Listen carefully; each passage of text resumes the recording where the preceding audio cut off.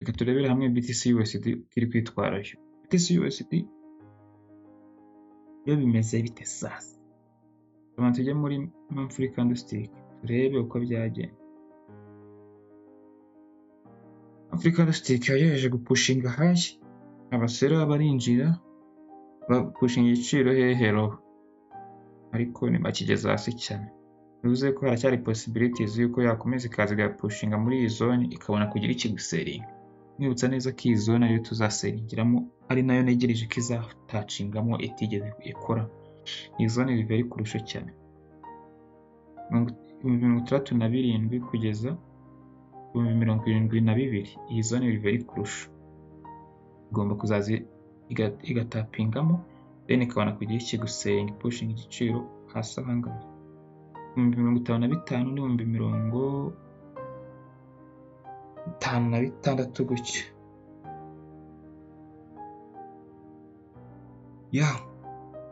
Iyi zone iri kurusha cyane, ari nayo dutegereje kureba ko iyi zone nikoramo izakora iki rejection. Impamvu iyi zone iri kurusha, nureba mu gihe cy'icyumweru, yaje itapinga muri iyi February gap, ariko mu gihe cy'ukwezi ntigeze itapinga kuko ukwezi kwafunze umusibo ejo washize. So bivuze ngo ahangaha ni zone nayo iri kurusha, twakwiye expectinga yuko izaza igakoramo mbere yuko igiciro gikubita kigapushinga ro. Nibura ahangaha BTC USD igomba kuzaza igatapinga muri iyi zone 68,195 mbere yuko ikomeza ikamanuka ikajya ku 59 n'ibihumbi 55. Nibura aho ngaho ntizafatiraho, cyangwa se n'iyi zone ishobora gufailinga. Iyi zone iramutse ifailinze, iyi zone iranga yose February gap, weekly February gap ingana gutya, igafailinga body candle close y'ibihumbi 72,636 igakuruzingira both ahangaha, bakagispectinga ko izaza igatira kigaswipinga iyi lower high iri ku 83, then ikabona kugira ikiguseringa, igaseringa akantu gatoya kuko yabahinduye direction y'isoko.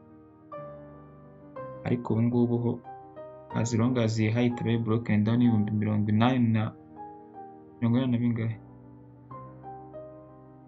80,800 n'ubundi isoko rizakomeza ripushinge lower imanuke, ntabwo tuzagarukira, ariko of course rizamanuka.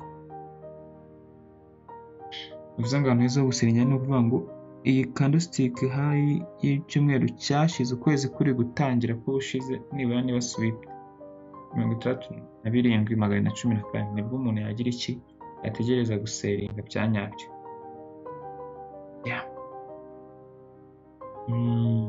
Uko bimeze kuri BTC USD nucya bimeze.